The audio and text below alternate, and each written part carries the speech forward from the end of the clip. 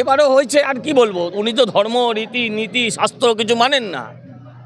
উনি মানেন, ওনার পূর্ব দিক ভাল লাগে না, পশ্চিম দিক ভাল লাগে, তো আমি কি করবো? মায়ের কি কপাল, আমি মা ভাবছেন মায়ের যে কি কপাল, আর কিছু বলার নেই। যার নিজেরই লোকচক্ষু জ্ঞান নেই, তিনি লোককে চক্ষু দান করছেন। যার চক্ষু লজ্জা নেই, সে চক্ষু দান করছে।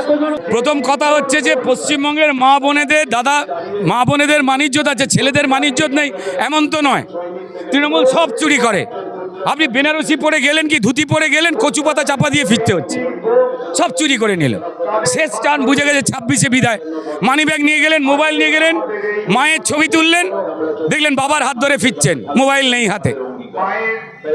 দাদা মানুষ যাচ্ছে ওখানে সাবধানে। আর চেতলায় তো ওখানে ববি হাকিম দাওয়াতে ইসলাম দিয়ে দিয়েছিল, বলেছিল যারা হিন্দু বা অন্যান্য ধর্মে জন্মেছেন তারা পাপ করেছেন, দাওয়াতে ইসলাম দিয়ে ইসলামের ঘরে আসুন। মায়েরা, বোনেরা, দিদিরা তারা জয় মা দুর্গা করতে করতে ঢুকলো। তারপর প্যান্ডেলের পেছনে ববি হাকিম মা মাসিমাদের নিয়ে গিয়ে উলখুল বলে কি সব দাওয়াতে ইসলাম করে দিল। তারপর সে আল্লাহু আকবার করে বেরোচ্ছে। এইটা আপনার ভাল লাগবে? কোনো বাংলার মা মেয়ে চায়? তাই যারাই যাচ্ছেন তারা নিজ দায়িত্বে যাবেন, একটু সাবধানে যাবেন। পুলিশের গালের চামড়া, তৃণমূলের গালের চামড়া শোনা যাচ্ছে।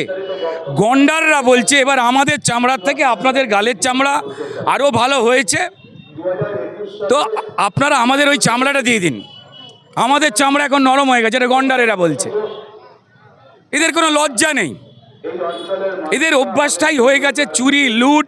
এবং যে সাধারণ মানুষ, দরকার নেই ভারতীয় জনতা পার্টি যারা বিরোধী, যাদের করে ভরসা দিয়েছে মানুষ, যাদের এবার 2024-এ পশ্চিমবঙ্গের মানুষ প্রায় 39% ভোট দিয়েছে, দরকার নেই তাদের কথা। আমাদের 250 কর্মীকে খুন করা হয়েছে। আমরা এই সত্যি কথাগুলো, যা মানুষের সঙ্গে অন্যায় ঘটানো হচ্ছে আমরা বলছিলাম বলে, যাতে মানুষের চোখ খোলে। মানুষ বোকা নয়, তারা জেগে গেছেন খুব স্বাভাবিক কারণে। তো ফলত রূপা গাঙ্গুলিকে অ্যারেস্ট করে কি সত্যিটাকে চেপে দেওয়া যাবে? আমাদের যত মারবে তত আন্দোলনে নামবো।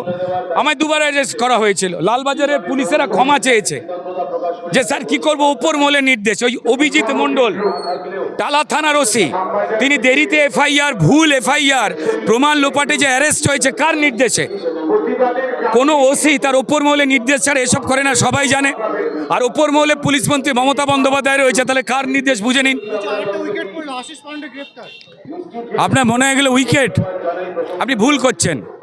সাংবাদিক হিসেবে আপনার মন অত্যন্ত নরম, তাই উইকেট বললেন। ওটা বেল, এইটুকু বেল, উইকেট পড়া বাকি আছে। যে চলে গেছে বিনীত গোয়েল, মুখ্যমন্ত্রীর পোষা দোয়েল। তারপর আরেকটা মারাত্মক জিনিস এসছে, যে বলছে পুজোয় জটলা করা যাবে না। এই খানজা খাঁ জীবনে বাংলার হাট জানে?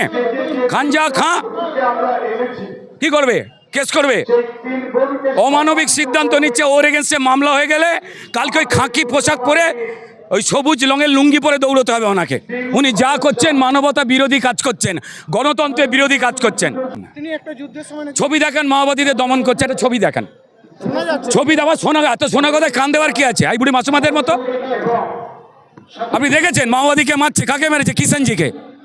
কেন কিষাণজিকে মেরেছে? কিষাণজি সিপিএমকে সরিয়ে পরিষ্কার মমতাকে সাপোর্ট করেছিল, যে জঙ্গল মহলে সিপিআইএম এর সরকার গরিব মানুষের উপকার করছে না, আমরা সিপিএমকে সরাতে চাই।